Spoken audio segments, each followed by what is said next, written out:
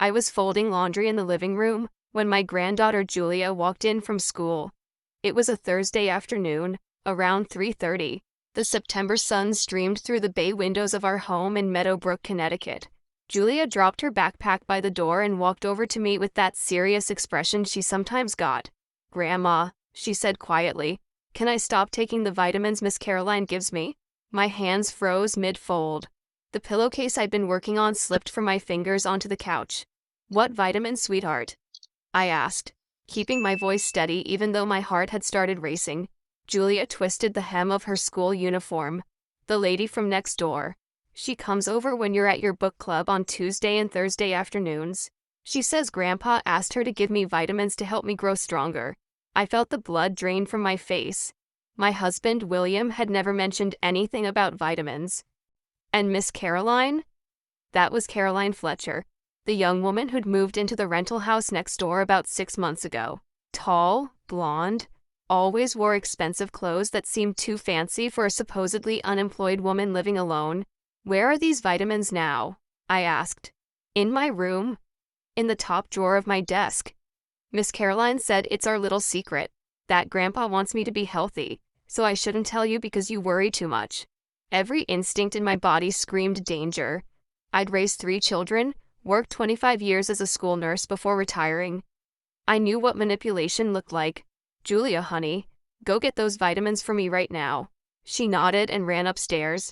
I stood there in the living room, my mind racing. William and I had been married for 30 years. He was a financial consultant, worked long hours, traveled sometimes for client meetings. We'd always had a solid marriage. Or so I thought. Julia returned with a small white bottle. No label, just a handwritten note taped to it that said, "Julia, daily vitamin, 1 per day." I unscrewed the cap and poured one into my palm. Small, round, white tablet with no markings. My nursing training kicked in. Legitimate vitamins for children usually had brand names, proper labels, dosage information. This looked like nothing I'd seen before. "Julia, how long has Miss Caroline been giving you these?" Maybe 2 months. She started coming over after school started. Says she and Grandpa are working on a special project together." Special project. The words made my stomach turn. "And after you take these, how do you feel?" Julia bit her lip. "Sleepy. Really sleepy. Miss Caroline says that's normal, that vitamins make you tired at first. So I take it and lie down on the couch, and when I wake up, she's usually gone." I wrapped my arms around my granddaughter and pulled her close.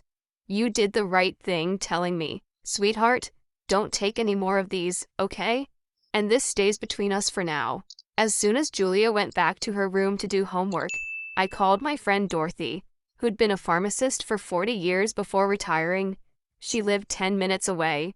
"Dot, I need you to look at something. Can I come over right now?" "Of course. What's wrong?" "I'll explain when I get there." I drove to Dorothy's house, my hands gripping the steering wheel so tight, my knuckles turned white. She met me at the door, took one look at my face, and ushered me inside. I showed her the bottle. She examined the pills carefully, even broke one in half to check the inside.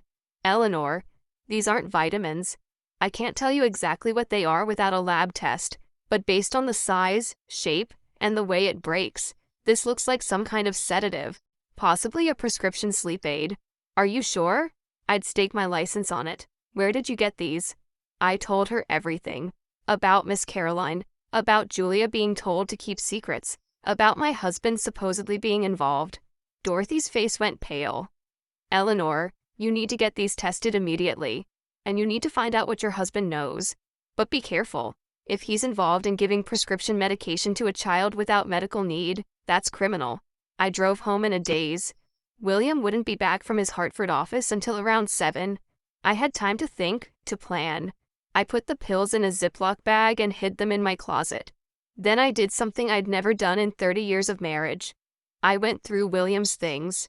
In his home office, in the bottom drawer of his desk, I found a folder labeled CL Projects. Inside were bank statements showing regular withdrawals of $500 to $1,000, marked as consulting fees. There were also printouts of text messages. I read through them, feeling sicker with each line. Messages between William and someone saved as C in his phone. Can't wait to see you Thursday. The kid will be asleep by 3:45. We'll have 2 hours. You're amazing. Never thought I could feel this way again. My hands shook. I took photos of everything with my phone, put the folder back exactly as I'd found it. That evening, William came home at 7:15, just like always, kissed my cheek, asked about my day, played with Julia before dinner. He seemed perfectly normal, happy, even. I watched him across the dinner table and wondered how I'd missed the signs. Or maybe there had been no signs. Maybe he was just that good at lying. After Julia went to bed, I sat William down in the living room. "We need to talk about Caroline Fletcher," I said. His face didn't change. "Who?" "The woman next door. The one who's been coming into our house when I'm not here." "Eleanor, I don't know what you're talking about." "Don't lie to me, William. Julia told me everything. About the vitamins, about your special project together." He laughed, but it sounded forced. "Oh, that. Yes, Caroline mentioned she's studying nutrition and asked if she could give Julia some supplements as part of a research project. I said it was fine. They're just vitamins." "They're not vitamins, they're sedatives." The color drained from his face. "What?" "I had them checked. They're prescription sleep medication. Someone has been drugging our granddaughter so she'd sleep while they did God knows what in this house." William stood up. "That's impossible. Caroline wouldn't. She said they were multivitamins for kids." "When did Caroline ask you about this?" He hesitated. "About 2 months ago. And you didn't think to mention it to me? You didn't think to check what exactly she was giving Julia?" "I trusted her." "Why?" "Why would you trust a stranger with our granddaughter's health?" He didn't answer. He just stood there, and in that moment, I saw the truth written all over his face. The guilt, the shame. "How long have you been having an affair with her?" I asked quietly. "Eleanor, please. How long?" 6 months, since she moved in.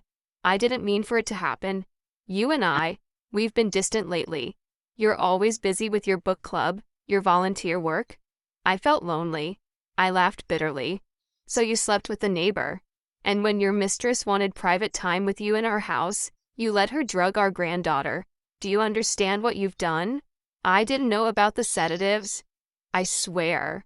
"Get out. Eleanor, we can work through this. Get out of this house. Now." Before I call the police, he left. I heard his car start, heard him drive away. Then I sat on the couch and let myself cry for the first time in years. The next morning, I called my lawyer, Thomas Reynolds. He'd handled our wills and property documents.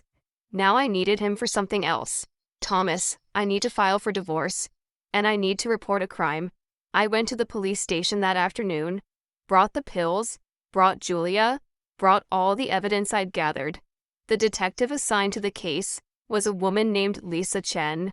She listened carefully, took notes, treated Julia with kindness. "Mrs. Hartley, we'll need to send these pills for lab analysis. That takes about a week. In the meantime, I want to ask your permission to set up some surveillance." "What kind of surveillance?" "We want to catch Miss Fletcher in the act. If she's been drugging a minor, that's a serious felony. But we need concrete evidence beyond the pills and your granddaughter's testimony."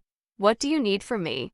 "Next Thursday, when you'd normally be at book club, we want you to go as usual.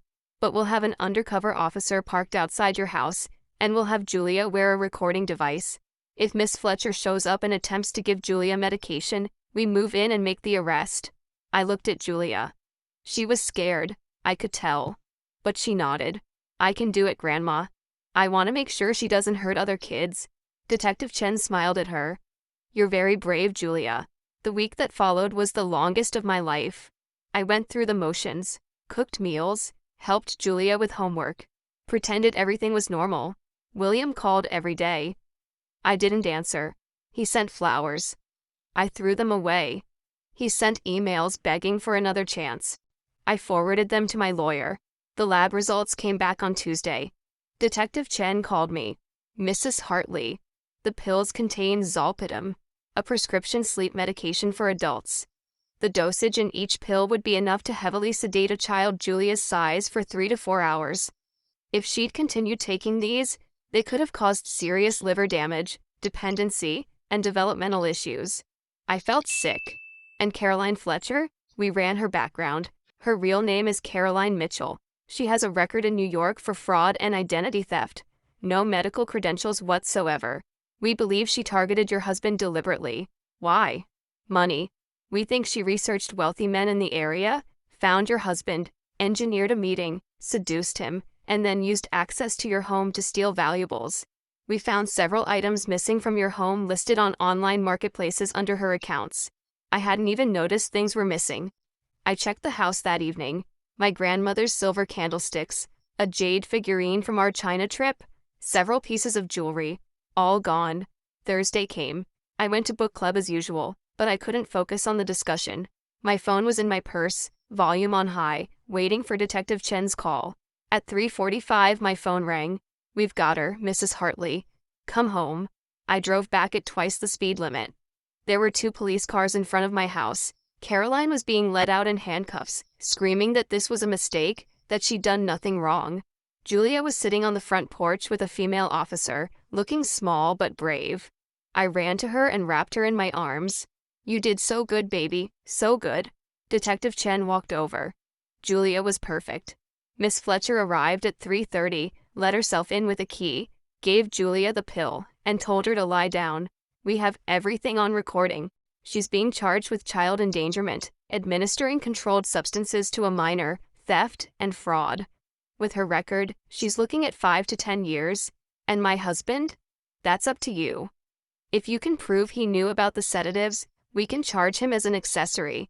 But Julia's testimony suggests he genuinely didn't know. He didn't know about the drugs, but he knew about the affair. He gave his mistress access to our home where our granddaughter lives. That's enough for me. The divorce took 6 months. William tried to fight it at first, hired an expensive lawyer, claimed temporary insanity. But I had all the evidence, the affair, the financial records, the fact that his negligence had put Julia in danger. The judge awarded me the house, primary custody of Julia, and 60% of our assets.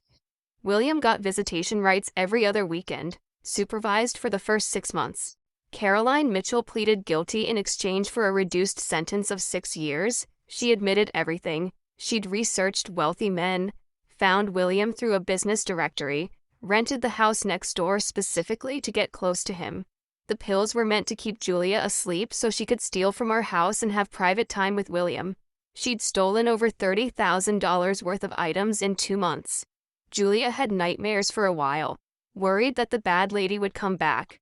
We went to therapy together. Dr. Sarah Kim helped us both process the trauma. Slowly, Julia began to heal. She stopped being afraid to be home alone, started smiling again, made new friends at school. As for me, I threw myself into my volunteer work.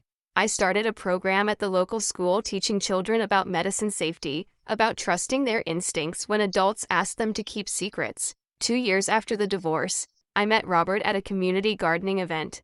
He was a retired teacher, widowed 3 years earlier, kind eyes and a gentle smile. We started as friends. He helped me plant tomatoes. I helped him organize his late wife's book collection. One day, Julia asked me, "Grandma, is Mr. Robert your boyfriend?" I laughed. "Would that be okay with you?" She thought about it seriously. "I think so. He's nice. And he doesn't lie." That was her measure of a good person now. Someone who doesn't lie. Robert and I dated for a year before he proposed. Nothing fancy. Just the 2 of us in his garden on a Sunday morning, him holding a ring that had belonged to his grandmother. "I know we're old," he said, "and we've both had our share of heartbreak. But I love you, Eleanor. I love Julia. I want to spend whatever time I have left making you both happy." I said yes. We got married in the backyard of our house. Small ceremony, just family and close friends. Julia was my maid of honor, wearing a lilac dress she'd picked out herself. Robert moved into the house. He converted William's old office into a reading room for Julia, built floor-to-ceiling bookshelves, put in a window seat with cushions. Julia spent hours in there, reading adventure stories and mysteries. Life became peaceful. Robert retired completely and spent his days cooking, gardening, volunteering at the library. I continued my medicine safety program. Julia thrived in school, made honor roll, joined the debate team. Sometimes I still think about that Thursday afternoon when Julia asked me about the vitamins. What if she hadn't spoken up? What if she'd kept taking those pills? I pushed those thoughts away. She was brave, she trusted me, and I protected her.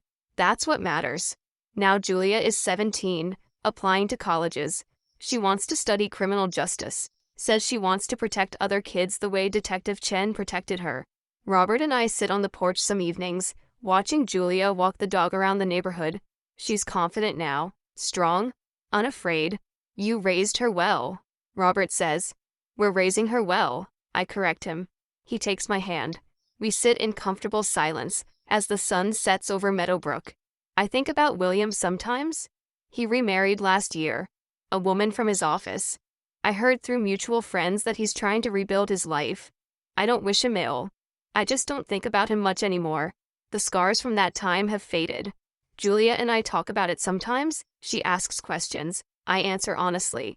We've learned that honesty is the foundation of everything. Without it, there's nothing. Last month, Julia came home with a permission slip for a field trip to the State Police Academy. She wanted me to sign it. At the bottom, in her neat handwriting, she'd written, "My grandmother taught me to trust my instincts and speak up when something feels wrong. That lesson saved my life. Now I want to help others do the same." I signed the form with tears in my eyes. This is my story. A story of betrayal, yes. But more importantly, a story of resilience. Of a granddaughter brave enough to speak up. Of a grandmother determined to protect her. Of second chances and new beginnings. Did you like the story? Let me know where you're listening from in the comments. And if you want to support me in creating more stories like this, you can send a super thanks. Thank you so much for listening. I'll see you in the next story.